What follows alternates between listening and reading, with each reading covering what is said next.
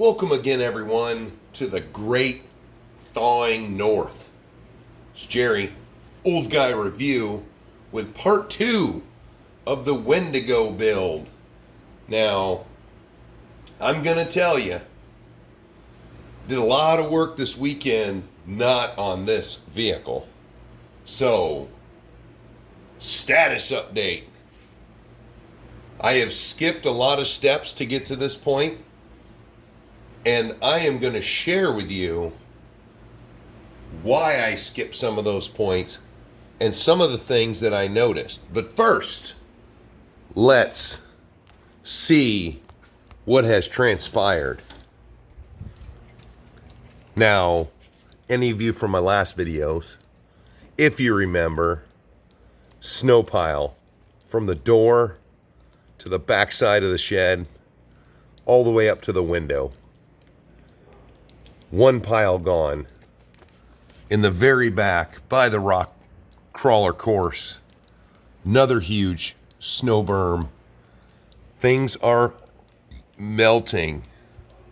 But what has transpired was the fact that when it got warm a couple times this winter, there is a ton of ice underneath the snow.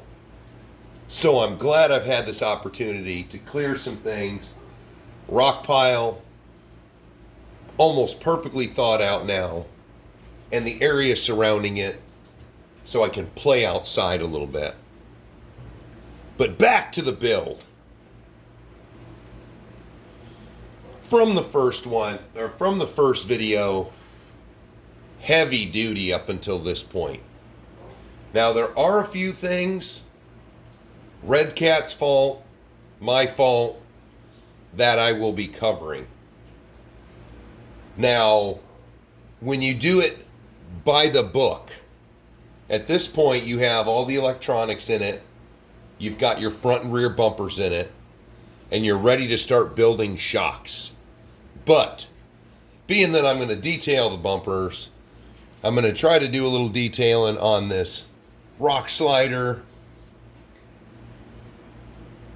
I skipped those, the electronics.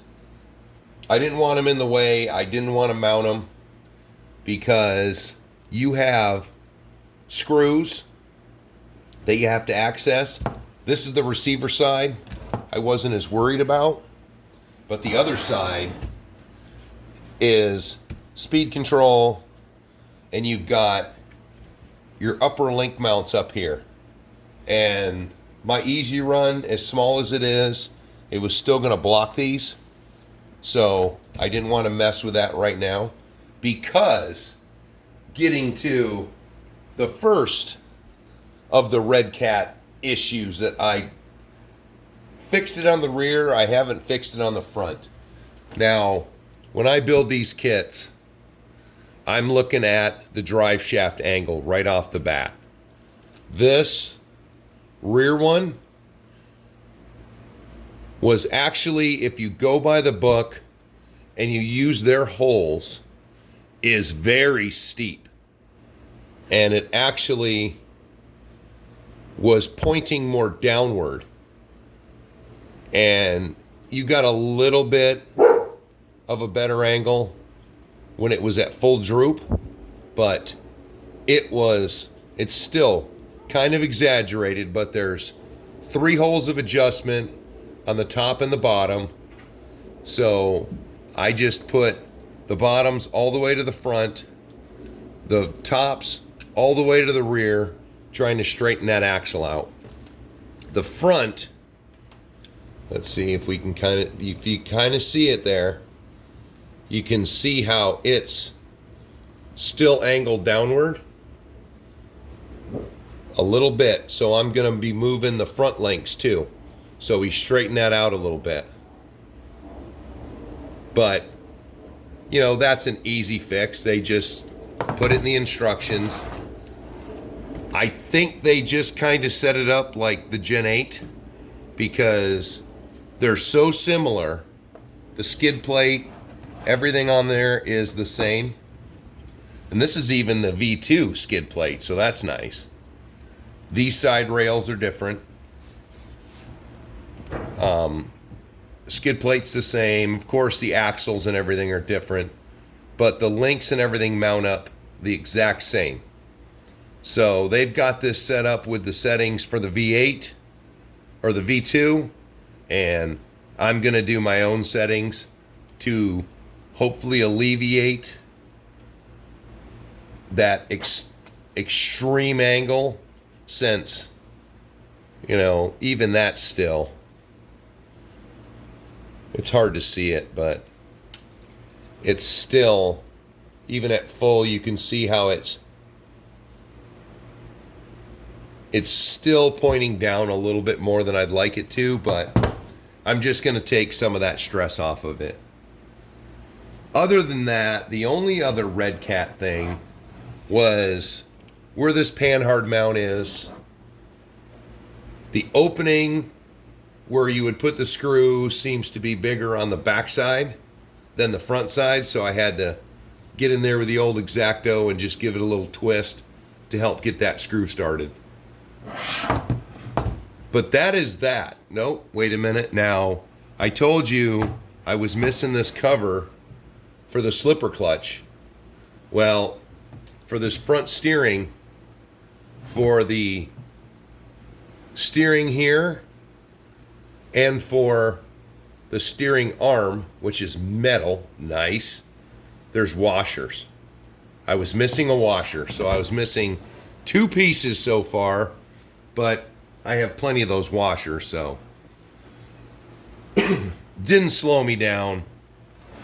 The other thing, this is a me thing, so you have these nice cross braces that you can put fans on. The problem with that was the routing of the wires. So I had them up top, and there was no way to run those wires. So I had to switch it to the bottom to run the wires properly, because I couldn't fit this brace on there.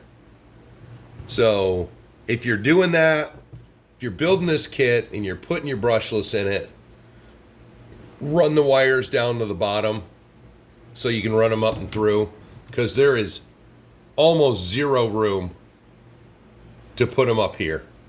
But that works out because I have a temperature plug for the speed control, and I can access it easily now.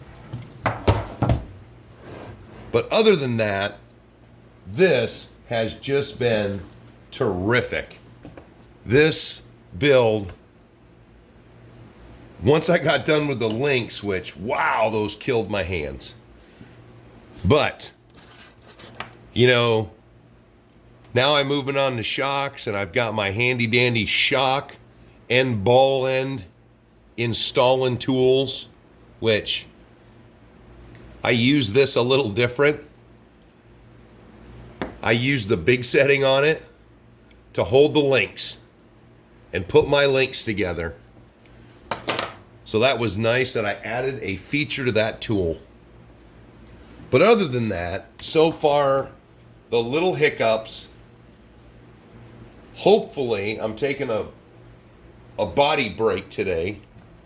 So hopefully I'm getting ready to start this, building shocks. And then it looks like once I build shocks, yeah, then we're putting body posts on. Let's see. Oh, and then wheels and tires. So then I can get to working on the body, detailing it out. I'm going to go a little crazy with some painting, trying to make this a crazy color instead of just some conventional color. I don't know how that's going to work out, but I'm going to go with it. So this is just a short update. So far, you pay attention to these instructions. Sometimes you got to really look at these instructions.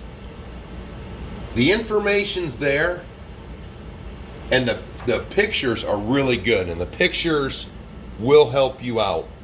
If you're not quite sure on a step, the pictures are very accurate. So that's part 2.